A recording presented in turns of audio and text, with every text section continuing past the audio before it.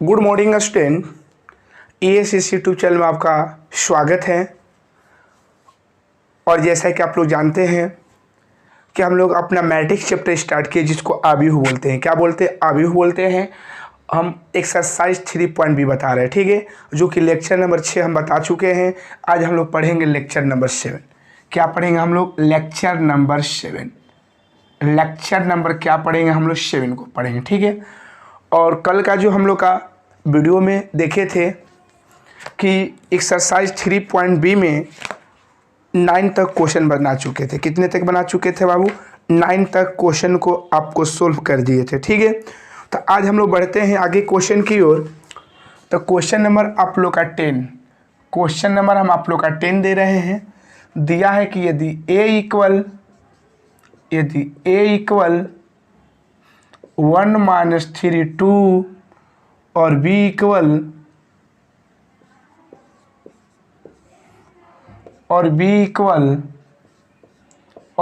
Equal कितना है बाबू? b equal 2 - 1 1 0 -1, तो आव्यूह C ज्ञात कीजिए। तो आव्यूह C ज्ञात कीजिए, आव्यूह C ज्ञात कीजिए, आव्यूह C ज्ञात कीजिए ताकि a + b + c इक्वल क्या है? 0 है। यानी हम लोग का दिया हुआ है क्वेश्चन बहुत इंपॉर्टेंट है, 2 मार्क्स का क्वेश्चन देता है कि यदि a इक्वल 1 - 3 2 2 0 2 और b इक्वल 2 - 1 - 1 1 0 -1 1 0 माइनस क्या है? 1 दिया हुआ है, ठीक है।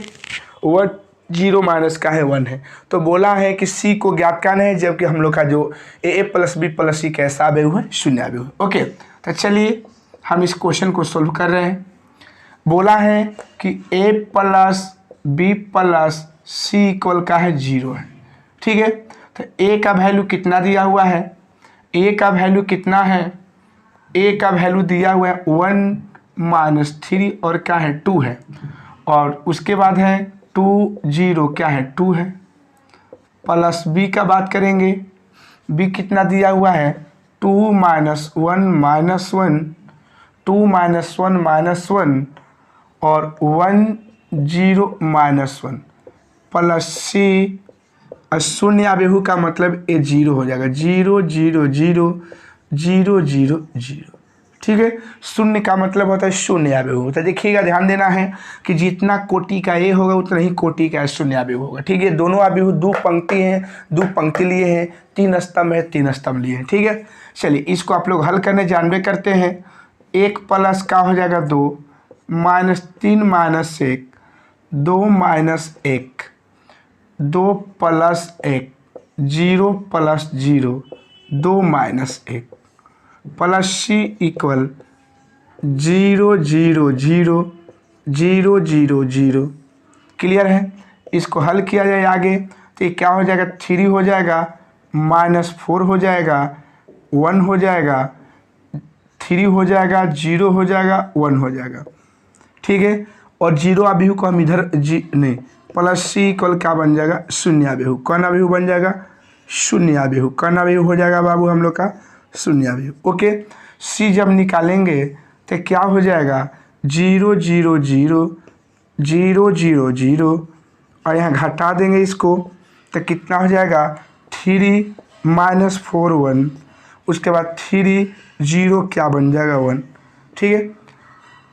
आप लोग इतना तो जान रहे हैं, आप लोग जब घटाएंगे तो कितना आएगा? तो 0 में से 3 घटेगा तो -3 हो जाएगा, 0 में से -4 घटेगा तो प्लस हो जाएगा, -1 हो जाएगा, -3 होगा, 0 होगा, -1 होगा। तो हम लोग का कौन सा आव्यूह? C आव्यूह हम लोग का क्या हो गया? प्राप्त हो गया, ठीक है ना। ये आव्यूह कौन सा प्राप्त हुआ बाबू? C प्राप्त हुआ। कौन सा प्राप्त हुआ हम लोग का? C प्राप्त हुआ, ठीक है। तो एक क्वेश्चन नंबर कौन सा हम लोग का है बाबू? 10 क्वेश्चन है। कौन सा क्वेश्चन है हम लोग का? एक क्वेश्चन नंबर 10 है। ओके, तो आई होप समझ गए होंगे। कि कैसे इसको हल करना है। ठीक है, तो दिया था कि यदि a बराबर इतना है, b बराबर इतना है, तो आव्यूह c ज्ञात कीजिए। क्या ज्ञात करना है हम लोग को? c ज्ञात करना है, ताकि a plus b plus c equal कौन है? शून्य आव्यूह है ना। तो a plus b plus c equal 0 है, मान पुट कर दिए हैं, ये दोनों को पहले जोड़ दिए हैं, लास्ट में इसको बुला दिए हैं, घटा दिए। ओके, चलिए अब हम लोग क्वेश्चन नंबर की आगे की ओर बात कर रहे हैं। क्वेश्चन नंबर हम बात करेंगे 11 का। क्वेश्चन नंबर कौन सा बात करेंगे बाबू? 11 क्वेश्चन। क्वेश्चन नंबर 11 क्या है देखिएगा। 11 क्वेश्चन हम लोग का है, यदि a इक्वल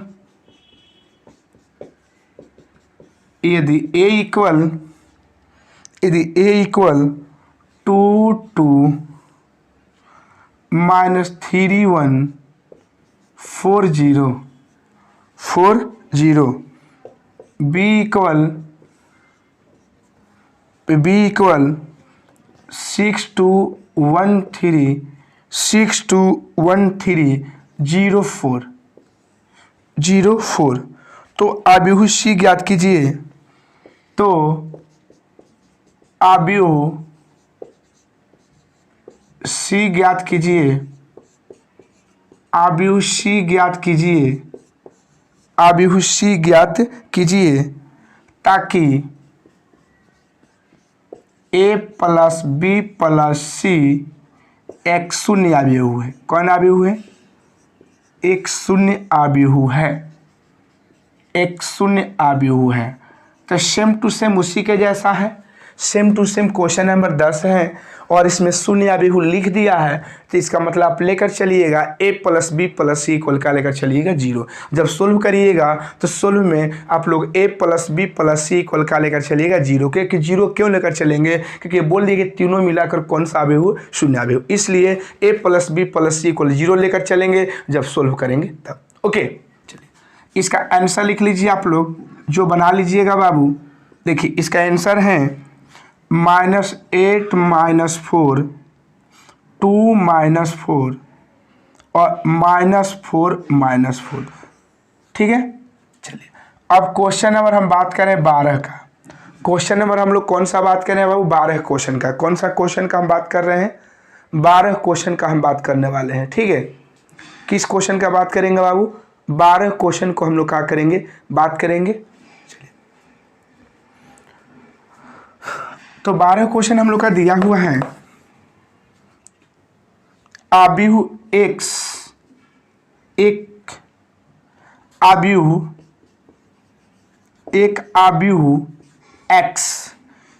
आव्यूह x ज्ञात कीजिए, x ज्ञात कीजिए,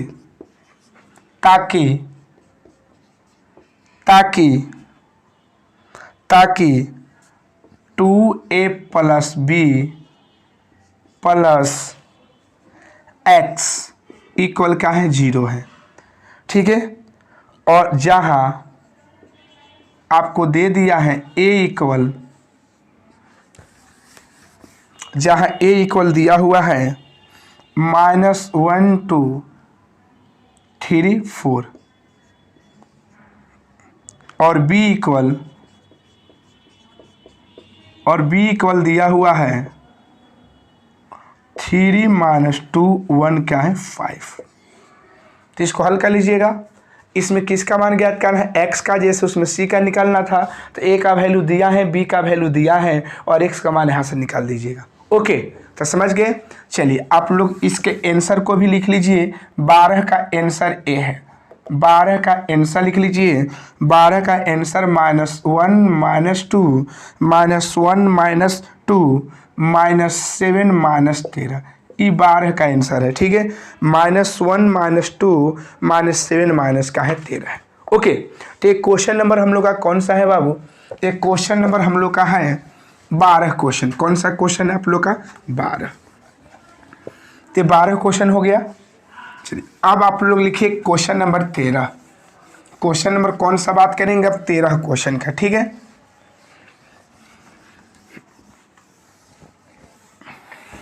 क्वेश्चन नंबर हम बात करेंगे 13 का। ओके, 13 क्वेश्चन भी आप लोग को बनाने लायक है। 13 क्वेश्चन बोला है कि एक आव्यूह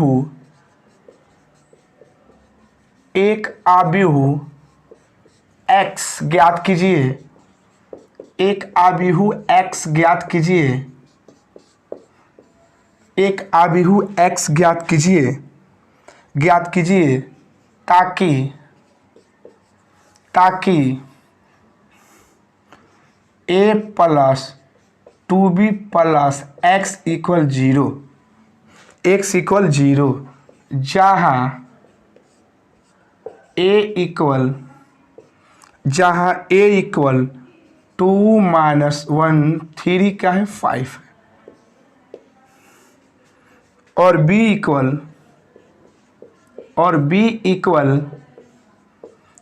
इक्वल माइनस 1 1 0 का है 2 है। तो इसमें किसका मान ज्ञात करना है बाबू? x का। किसका ज्ञात करना है? x का। तो आप लोग का आंसर दे रहे हैं, जो आप लोग बनाइएगा।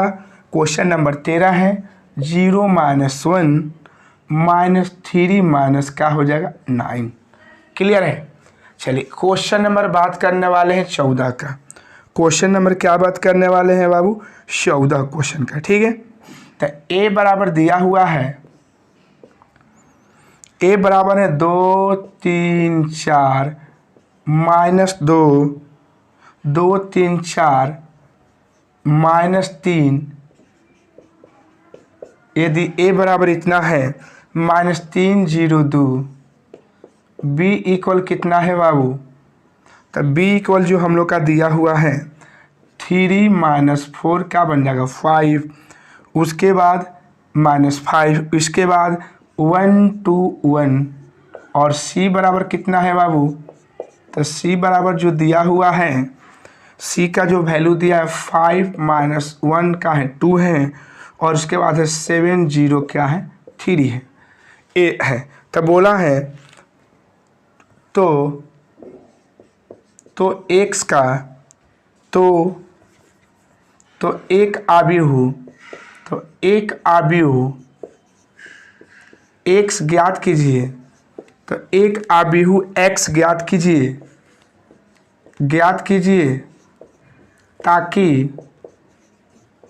ताकि 2a plus 3b minus x equal का है c है।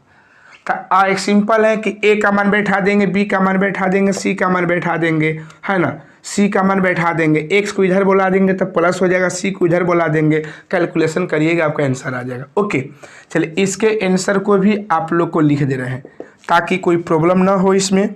इस क्वेश्चन को भी आप लोग को लिख दे रहे हैं ताकि इसमें कोई प्रॉब्लम ना हो। ठीक है, तो क्वेश्चन नंबर जब 14 का बात करेंगे तो माइनस 8 है 8 माइनस 5 और माइनस का है 9, 4 6 और माइनस का है 10 है।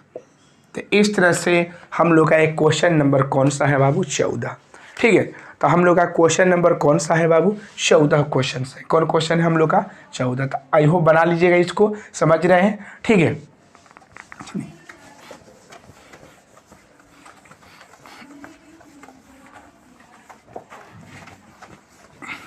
क्वेश्चन नंबर 15 बात करने वाले हैं। क्वेश्चन नंबर हम लोग का जो 15 दिया है बाबू, उसमें बोला है 15 क्वेश्चन में x और y ज्ञात कीजिए, x और y ज्ञात कीजिए, x और y ज्ञात कीजिए यदि x प्लस वाई इक्वल 5 2 0 क्या है 9 है, और y इक्वल है 3 6 0 माइनस का है 1, 3 6 0 माइनस का है 1। तो sorry x minus y equal है, यहाँ कॉमा देकर x माइनस वाई इक्वल जो दिया हुआ है वो है 3 6 0 माइनस का है 1। इसमें हम लोग का x का मान निकालना है। किसका मान निकालना है बाबू? x का। ठीक है, x और दोनों y का। तो एकदम सिंपल है। जैसे क्वेश्चन है कि x minus x plus y equal 5 to 0 क्या है 9 है, इसको इक्वेशन मान लेंगे 1। और एक है x माइनस वाई इक्वल क्या है 3 6 0 माइनस का है 1 है, ये इक्वेशन का है हम लोग का 2 है। ओके चलिए, अब आप लोग 10th क्लास जब पढ़े होंगे तो 10th क्लास में ऐसा आप लोग इक्वेशन आएगा x प्लस वाई इक्वल 5 और x माइनस वाई इक्वल क्या है 3। बोला गया है कि उसमें x और y का मान निकाले, ऐसा आप लोग पढ़े होंगे। तो आप लोग क्या बताया गया है 10th क्लास में कि जब भी दो चर वाले समीकरण दिया रहता है तो उसमें एक चर को बराबर करते हैं, या तो x वाले चर को बराबर करते हैं, नहीं तो किसको करते हैं y को। तो इसमें भी वही बात है, बस अंतर यही है ना कि जो बराबर में हम लोग 5 लिखा जाता था उसमें, तो यहाँ पर बराबर में एक अबिहू दिया हुआ है। क्या दिया हुआ है अबिहू, तो बस अबिहू कैलकुलेशन वही है। तो ध्यान दीजिएगा, तो कोई दो चर में से एक चर को क्या करेंगे बराबर करेंगे, तो हमको देखने से लग रहा है कि दोनों x और y दोनों चर इसमें बराबर है। ठीक है, अब बराबर करने के बाद देखते हैं कि कौन सा हमारा चर जो है कटने वाला है, x चाहे कटे चाहे y कटे। तो हम लोग देख रहे हैं कि ये हम लोग का वैल्यू जो है हम लोग का ये y वाला टर्म कट जाएगा। आप लोग पढ़े होंगे 10th क्लास में, तो हमारा बचेगा 2x हो जाएगा। और इधर लिखेंगे, यहाँ पर लिख सकते हैं जोड़ने पर, जब चिन्ह नहीं बदलेंगे तो लिख देंगे क्या करने पर, जोड़ने पर। ठीक है, तब बोलिएगा 5 2 0 9 जोड़ रहे हैं यहाँ पर, यहाँ लिखिएगा 3 6 0 माइनस का है 1 है। हल करिएगा 2x इक्वल कितना बन जाएगा 8, ये भी 8 बन जाएगा, ये भी जोड़ना रहा है ना, 5 का 3 के साथ जोड़ेंगे तो 8 हो जाएगा, 2 का 6 के साथ जोड़ेंगे तो 8 होगा। अब डायरेक्ट चलेंगे, 0 का 0 के साथ जोड़ेंगे तो 0 हो जाएगा, और 9 का 1 के साथ जोड़ेंगे लेकिन माइनस होने के चलते घटा देगा, 8 हो जाएगा। कितना हो जाएगा 8। अब हम लोग बात करेंगे x का, तो 1/2 नीचे आ जाएगा, तो 1/2 नीचे 8 8 0 और क्या है 8। जब इसे डिवाइड करेंगे तो हम लोग का आ जाएगा 4 4 0 क्या बन जाएगा 4। तो किसका मान निकल गया बाबू हम लोग का x का, एक किसका मान निकल गया हम लोग का x का मान, किसका निकला हम लोग का x का। तो देख रहे हैं x का मान कैसे निकल गया। चलिए अब यहाँ पर हम लोग क्या करेंगे कि इसके मान को हम लोग पुट करेंगे, इसके मान को क्या करेंगे अब पुट करेंगे। ठीक है, तो लिखेंगे समीकरण 1 में x का, समीकरण 1 में x का मान रखने पर, जब x का मान था x प्लस वाई, और यहाँ बोलिएगा क्या है 5 2 0 और क्या है 9, 5 2 0 और क्या है 9 है। x का मान पुट कर दिया जाए बाबू, तो कितना है 4 4 0 क्या है 4 प्लस वाई, यहाँ क्या है 5 2 0 क्या बन जाएगा 9। जब y निकालेंगे 5 2 0 क्या बनेगा 9 माइनस 4 4 0 4। ओके, यहाँ भी डायरेक्ट हम घटा रहे हैं। देखिए 5 में से 4 घटेगा तो कितना होगा 1 हो जाएगा, 2 में से -4 घटेगा तो -2 हो जाएगा, 0 में से 0 घटेगा तो 0 हो जाएगा, 9 में से 4 घटेगा तो कितना होगा 5। तो यहाँ जो जोड़ घाटा आप करें वो डायरेक्ट कर रहे हैं, क्या करें आई होप समझ रहे होंगे। एक बार फिर से ध्यान देना है, 5 में से किसको घटाना है 4 को 1, 2 में से किसको घटाना है -4 को तो -2, 0 में से 0 घटाना है 0, 9 में से 4 घटाना है कितना होगा 5 होगा। तो इस तरह से आप समझ गए होंगे कि इस क्वेश्चन को कैसे बनाना है। तो ये क्वेश्चन नंबर हम लोग का कौन सा है 15 क्वेश्चन है। कौन सा क्वेश्चन है बाबू, ये क्वेश्चन नंबर क्या है 15 है। ठीक है, एक क्वेश्चन नंबर हम लोग का क्या है बाबू 15 क्वेश्चन है। ओके चलिए अब हम क्वेश्चन नंबर बात करेंगे 16 का। क्वेश्चन नंबर बात करेंगे किसका 16 का।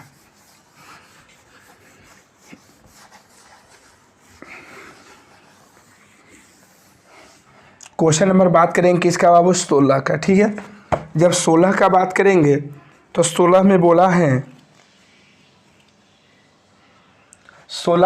है x ज्ञात कीजिए, x ज्ञात कीजिए, x ज्ञात कीजिए, x ज्ञात कीजिए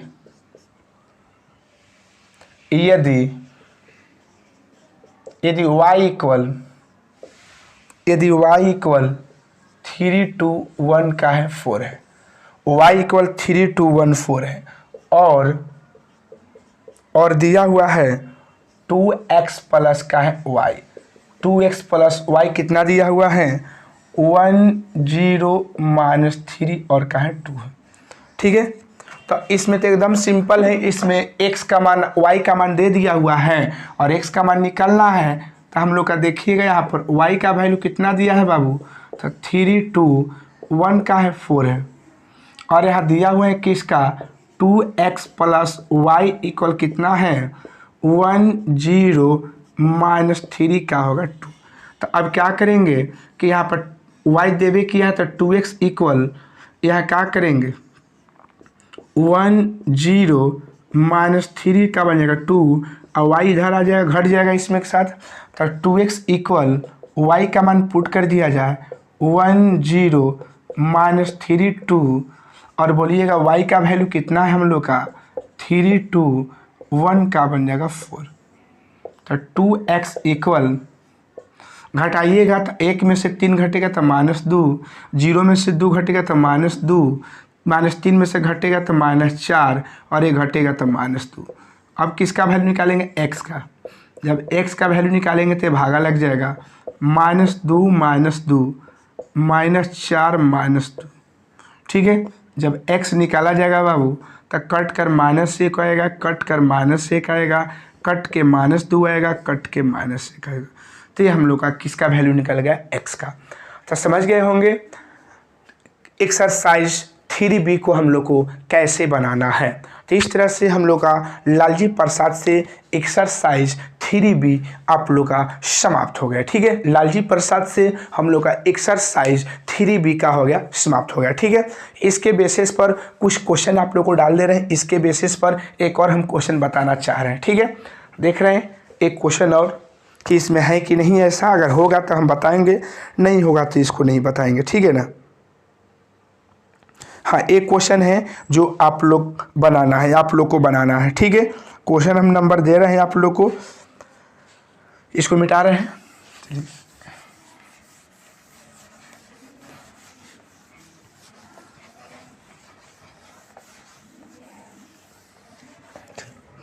एक हम एग्जाम्पल ले रहे हैं इसके बेस पर, एक हम एग्जाम्पल ले रहे हैं। एग्जाम्पल है कि x और y ज्ञात कीजिए, x और y ज्ञात कीजिए, x और y ज्ञात कीजिए, x और y ज्ञात कीजिए ताकि 2x plus 3y equal 2x plus 3y equal 2 3 4 का है 0 है। ठीक है, और 3x और 3x प्लस 2y इक्वल, और 3x प्लस 2y इक्वल 2 -2 -1 का है 5। ठीक है, -1 और क्या है 5 है। ओके, तो -1 और हम लोग का क्या है 5 है। तो इसको जब सोल्व किया जाएगा तो सोल्व करेंगे तो ध्यान देना है बाबू 2x प्लस 3y इक्वल कितना हो जाएगा हम लोग का 2 3 4 0। इसको इक्वेशन मान लीजिए 1, और यहाँ अगला दिया 3x प्लस 2y, इक्वेशन दिया हुआ है 2 -2 -1 और क्या है 5। तो देखिएगा जब दो समीकरण दिया रहा था, देखते हैं कि x और y को बराबर करना है, इसमें x और y बराबर नहीं है तो याद है या तो x को बराबर करिए नहीं तो y को। तो हम बराबर करें कि इसको y को तो ऊपर मल्टीप्लाई 2 का कर देंगे, नीचे मल्टीप्लाई 3 का कर देंगे। ठीक है, ऊपर मल्टीप्लाई किसका कर देंगे 2 का, ये y में 2 है तो 2 का, y में 3 है तो 3 का, तो ऊपर का नीचे, नीचे का ऊपर गुना होगा। ठीक है, मल्टीप्लाई करिए 2 दूनी 4x हो जाएगा, 2 3 6y हो जाएगा, और ये मल्टीप्लाई करिएगा तो 4 6 8 का बन जाएगा 0। इसके बाद क्या है 9x हो जाएगा ये, और ये कितना हो जाएगा 9x, और ये कितना हो जाएगा 6y, और ये मल्टीप्लाई करिए 6 - 6 -3 और क्या होगा 15। ठीक है, ये हम लोग का है। ठीक है ना, मल्टीप्लाई करने पर आ गया। आप लोग देख लिए कैसे मल्टीप्लाई हुआ है। ठीक है, चलिए अब हम लोग आगे बढ़ते हैं, इसमें आगे प्रोसेस की ओर हम चल रहे हैं। तो आगे देखिएगा, अब बताया गया कि जब x चाहे y बराबर कर लेते हैं तो उसमें से वैल्यू को कटाया जाता है। ठीक है, तो y हम लोग बराबर किए हैं, तो क्या y कभी कटेगा? कब कटता है? जब एगो प्लस एगो माइनस हो तब एक घट कर जीरो। कटने का मतलब घटना होता है, यहाँ पर घट कर जीरो लाना है। ठीक है, इसलिए इसके साइन को बदलेंगे। तो साइन बदल के यहाँ लिखेंगे घटाने पर, जब बदलेंगे तो लिखेंगे घटाने पर, और जब कुछ नहीं करेंगे तो लिखेंगे जोड़ने पर। ठीक है, तो देखिएगा जब घटाएंगे तो हम लोग का आ जाएगा -5x, घटेगा तो -5x, एक कट जाएगा। ठीक है, -5x। अब ध्यान देना है, तो एक क्या आ जाएगा 4 6 8 0 माइनस कितना है 6 -6 3 -3 और क्या बन जाएगा 15। तो ये -5x है, हल करिएगा तो घटाइए इसका -2 आ जाएगा, ये हो जाएगा 12 हो जाएगा। क्या आ जाएगा 12, ये प्लस बन जाएगा 11 और ये बन जाएगा -15। ठीक है, जब x का वैल्यू निकालिएगा तो x का वैल्यू तो -1 बाई कितना बन जाएगा 5, कितना बन जाएगा -1/5, तो -2 12 12 11 -15। जब भागा करिएगा तो x का वैल्यू हो जाएगा, हल करिएगा तो आ जाएगा 2/5 मल्टीप्लाई कर दीजिए, यहाँ हो जाएगा 12/5, यहाँ 11/5 माइनस में और ये हो जाएगा पस्ट यहीं 15 प्लस में। तो ये हम लोग का किसका वैल्यू निकल गया बाबू? तो हम लोग का जो वैल्यू निकला ये x का निकला। किसका वैल्यू निकला हम लोग का? तो x का वैल्यू कितना हम लोग का आया? तो x का वैल्यू देख लिए कितना आया हम लोग का। चलिए, तो x का जो हम लोग का वैल्यू आएगा बाबू, x का जो वैल्यू आएगा 2/5 आया है, -12/5 आया है, -11/5 है और कितना है 3 आया है। ठीक है, तो देखिए आप लोग एक कौन सा वैल्यू आया? x का वैल्यू है। किसका वैल्यू है? x का। अब हम लोग क्या करेंगे कि x के मान को समीकरण 1 में क्या करेंगे? बैठाएंगे। x के मान को समीकरण 1 में क्या करेंगे? बैठाएंगे। ओके, तो देख लिए कैसे करना है। चलिए,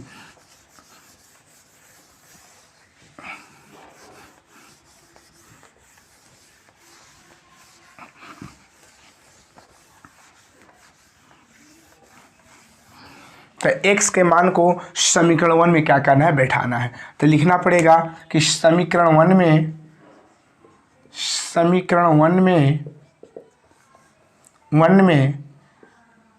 x का मान रखने पर, x का मान क्या करेंगे? रखेंगे। जब x के मान को तो देखिएगा 2x + 3y = 2 3 4 क्या है? 0। मान पुट किया जाए बाबू, तो 2 × x का मान बोलिएगा। x का मान हम लोग का आया है, x का मान आया है 2 कितना है 5 है, -12/5 है। इसके बाद कितना है हम लोग का? -11/5 है और इसके बाद 3 है। एक किसका मान निकला? और 3y जब 3y बराबर लिखेंगे तो 2 है 3 है 4 और क्या है 0 है। ओके, इसका जब मल्टीप्लाई किया जाएगा तो मल्टीप्लाई करने के बाद हम लोग का आएगा 4/5 24/5 -22/5 और एक क्या बन जाएगा 6। ओके, ये बन जाएगा हम लोग का 3y और यहाँ जब लिखेंगे तो बनेगा 2 3 4 और क्या है 0। 2 3 4 और क्या बनेगा 0। ओके, चलिए अब क्या करेंगे 3y = 2 3 4 क्या है 0 है, माइनस जब इसको बुलाएंगे तो हो जाएगा ये 4/5, ये बुलाएंगे -24/5, ये बुलाएंगे -22/5 और ये बुलाएंगे क्या बन जाएगा 6। ठीक है, ये क्या बन जाएगा 6। अब देखना है, ये 3y हो जाएगा। और देखिएगा आपको एक रफ बताना चाह रहे हैं, यहाँ पर रफ कर रहे हैं, देखिएगा रफ या हम क्या कर रहे हैं, रफ कर रहे हैं। देखिएगा वो रफ कर रहे हैं, क्या कर रहे हैं, तो देखिएगा ये घटाना है ना, तो 2 में से किसको घटाना है, 4/5 को। 2 में से किसको घटाना है, 4/5 को। घटा दिए, एलसीएम लेने आता है, एलसीएम 5 हो जाएगा, 10 - 4 = 6 क्या बन जाएगा, 5। तो यहाँ कितना आ जाएगा, 6/5। ओके, एक और रफ दिखाना चाह रहे हैं, 3 अरे माइनस माइनस प्लस हो जाएगा, 24 कितना आ जाएगा, 5। हल करिएगा ना बाबू, तो 15 + 24 कितना बन जाएगा, 5। हल करिएगा तो हो जाएगा 39 कितना बन जाएगा, 5। चलिए इसको जब हल करिएगा तो डायरेक्ट लिख रहे हैं a - 20 कितना बन जाएगा, 5। सॉरी, हाँ एक मिनट, जब हल किया जाएगा इसका तो आ जाएगा हम लोग का माइनस माइनस प्लस हो जाएगा, सॉरी माइनस माइनस क्या बन जाएगा, प्लस। तो ये आ जाएगा 42/5। 42 कितना हो जाएगा, 5। 42 कितना हो जाएगा, 5। और ये हो जाएगा -6 हो जाएगा, क्या हो जाएगा, -6। इसी के जैसा आप हल कर देख सकते हैं, इसी के जैसा आप लोग हल कर देख सकते हैं। ठीक है, चलिए अब निकालेंगे, देखिएगा y। अब जब y निकालते हैं तो 1/3 हो जाएगा, तो 1/3 होगा तो बोलिएगा 1/3 होगा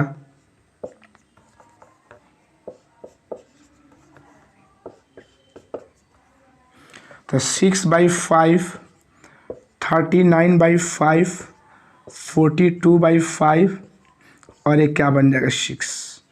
ठीक है, ठीक है ना बाबू। चलिए अब इसके आंसर को यहाँ लिख दिया जाए। इसको जब लिख देते हैं तो बोलिएगा, कटेगा ना ये, तो 2 क्या बन जाएगा, 5। 3 × 2 = 6, देखिएगा ए हो जाएगा 13/5 और ये हम लोग का हो जाएगा 14 × 3 = 42, 14/5 और ये हो जाएगा हम लोग का 2। तो इस तरह से हम लोग का एक किसका वैल्यू निकला, y का। तो देख लिए कैसे इस क्वेश्चन को हल किया गया। तो इस टाइप के क्वेश्चन को जब भी हम लोग को हल करना होगा, इस टाइप के क्वेश्चन को जब भी हम लोग को हल करना होगा, तो जब हल करेंगे तो इसी तरीक़ा से करेंगे। ठीक है, तो ये हम लोग का क्या हुआ, ये हम लोग का हुआ अभिहुओं का जोड़ और क्या हुआ, घटाव। ये हम लोग का हुआ अभिहुओं का जोड़ और क्या हुआ, घटाव। ये हम लोग का हुआ अभिहुओं का जोड़ और क्या हुआ, घटाव। ठीक है, तो अब हम लोग इसके लालजी प्रसाद से हम एक्सरसाइज 3C पढ़ेंगे और 3C में हम लोग पढ़ेंगे अभिहुओं का गुणा। जैसे आप लोग जब NCERT पढ़िएगा तो NCERT में जो 3.2 दिया है उसमें जोड़ घटाव गुणा सब दिया है ना। इसमें अलग अलग कर दिया है, जोड़ वाला घटाव वाले चैप्टर को एक में कर दिया है और गुणा वाले चैप्टर के लिए एक और एक्सरसाइज बना दिया है। ठीक है, इसमें जो भी आएगा अभिहु का गुणा ही आएगा। ओके, तो चलते हैं हम लोग अगला टॉपिक की ओर, है ना।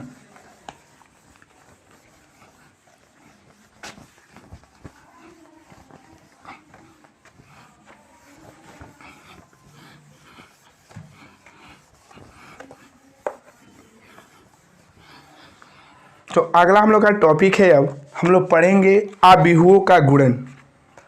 अभिहुओं का गुणन, अभिहुओं का गुणन।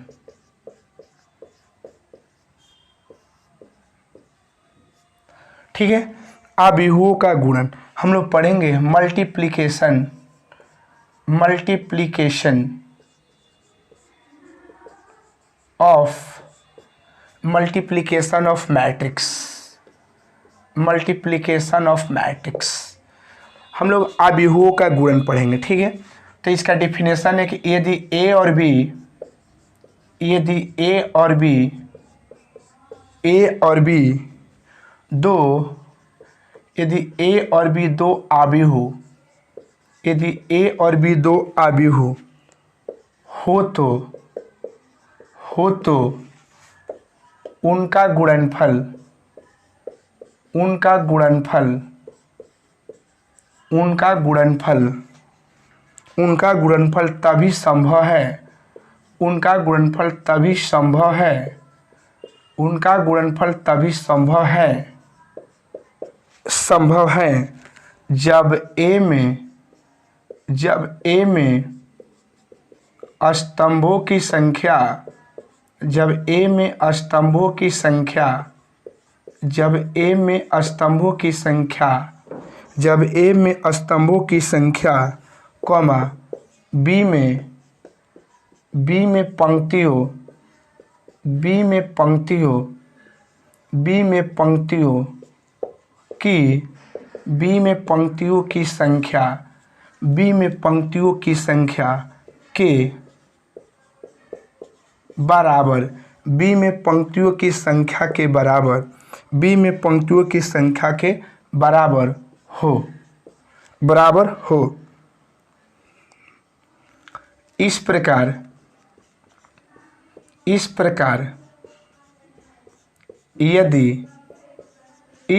यदि ए एक m बाई n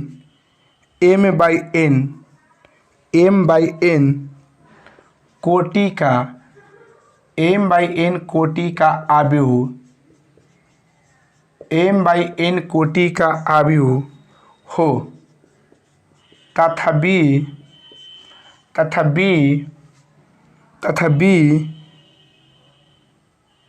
एक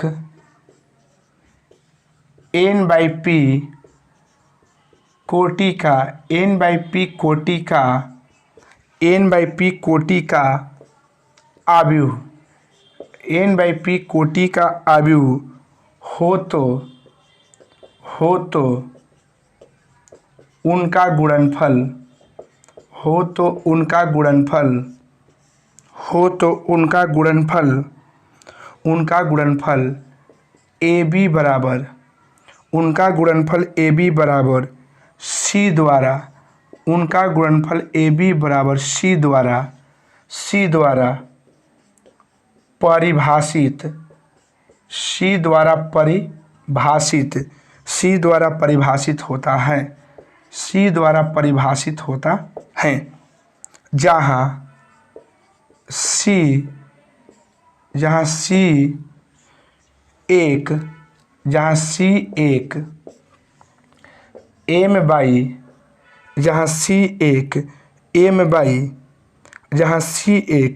m बाई p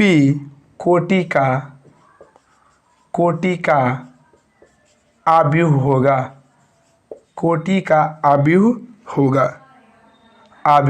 होगा। इस कंसेप्ट को समझिए क्या बोला है। देखिएगा, हम लोग पहले पढ़े थे आव्यूह की समानता।